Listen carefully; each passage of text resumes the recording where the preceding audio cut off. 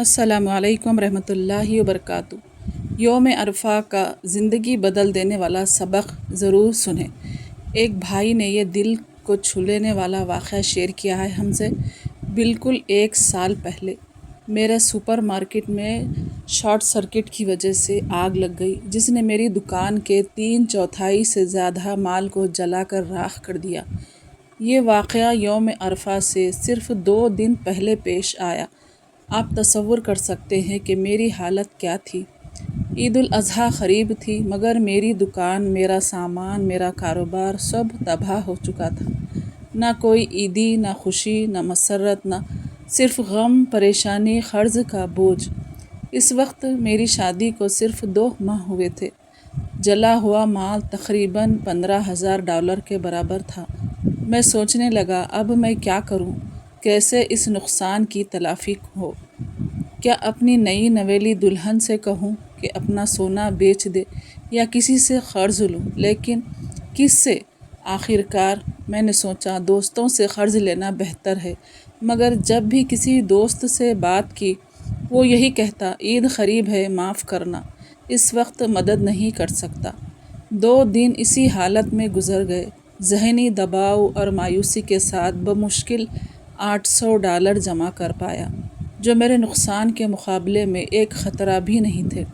اس رات میں گھر واپس جا رہا تھا تو ایک پڑوسی ملا، کہنے لگا، عید مبارک بھائی، کل روزہ نہ بھولنا۔ میں نے دل میں سوچا، روزہ؟ اس حال میں مجھے اکیلا چھوڑ دو۔ میری بیوی نے میرا دل ہلکا کرنے کے لیے کہا، تھوڑی دیر چہل قدمی کر لیتے ہیں۔ ہم باہر نکل گئے، مگر میرا دل غم سے بوجھل تھا۔ میں کسی چیز سے لطف نہیں اٹھا پا رہا تھا۔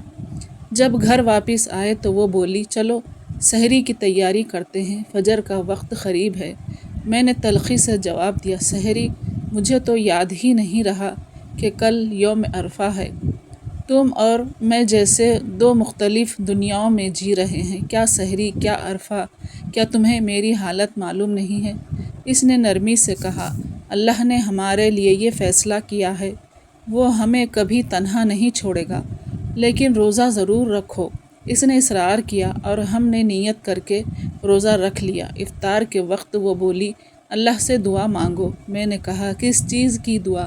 کہنے لگی، جو دل چاہے مانگو۔ میں نے طنزیہ انداز میں کہا، کیا مانگوں؟ یہ کہ آسمان سے $15,000 آ جائیں، کیا یہ ممکن ہے؟ وہ بولی، جس نے آسمان بنایا اور ہر چیز پر قادر ہے۔ وہ چپ چاپ نماز پڑھنے لگی اور دعاؤں میں مشغول ہو گئی۔ میں نے بھی دعا کی، مگر دل میں صرف وہی $15,000 گھوم رہے تھے۔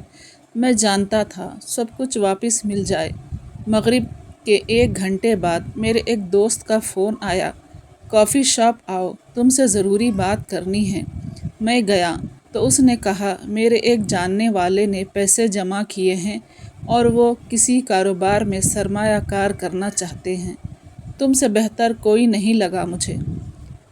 ہم نے اس شخص کو بلایا اور وہ آیا اور کہا، میرے پاس $30,000 ہیں اور میں کاروبار میں لگانا چاہتا ہوں۔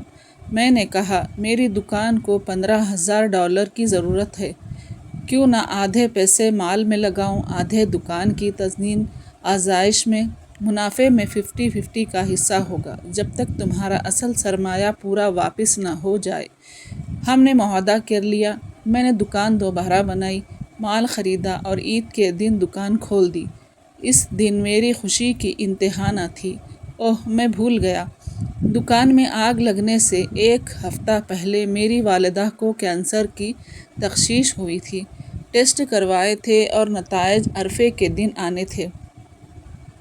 نتیجے آئے، منفی تھے، نارمل تھے۔ الحمدللہ وہ مکمل طور پہ صحت مند تھی۔ جب امی کو پتہ چلا تو وہ خوشی سے پورا دن روتی رہیں، اللہ کا شکر ادا کرتی رہی۔ دکان دوبارہ کھل گئی، امن شافیاب ہو گئی اور میری بیوی نے فون کر کے بتایا، اس نے حمل کا ٹیسٹ کرایا، وہ حاملہ ہے۔ پھر اس نے مجھ سے کہا، اب سمجھ میں آیا روزہ رکھنے اور عرفہ کے دن دعا مانگنے کی طاقت کیا ہوتی ہے۔ میں نے دل میں کہا، سبحان اللہ۔ کچھ دن پہلے لگ رہا تھا جیسے پوری دنیا ختم ہو گئی ہے اور آج صرف ایک مخلص دعا سے سب کچھ پلٹ گیا۔ اس دن میں نے اللہ کے سامنے عاجزی کی، وہ سبق سیکھا جو کبھی نہیں بھولوں گا۔ اللہ ہمارے ساتھ ہے، کبھی وہ ہمیں آزماتا ہے تاکہ ہم اس کی طرف رجوع کریں، توبہ کریں۔ عید کے بعد کاروبار اچھا چلنے لگا اور جلد ہی وہ $30,000 واپس ہو گئے۔ میں وہ پیسے واپس دینے گیا، مگر تب کہانی میں ایک نیا موڑ آیا۔ اس شخص نے کہا، سچ یہ ہے کہ یہ پیسے میرے نہیں تھے، کسی شخص نے جس کی بیوی کینسر سے صحت یاب ہوئی تھی، اس نے اللہ کی رضا کے لیے یہ تمہیں دلوائے ہیں، تمہاری مدد کرنا چاہتا تھا۔ یہ پیسے تمہارے ہیں۔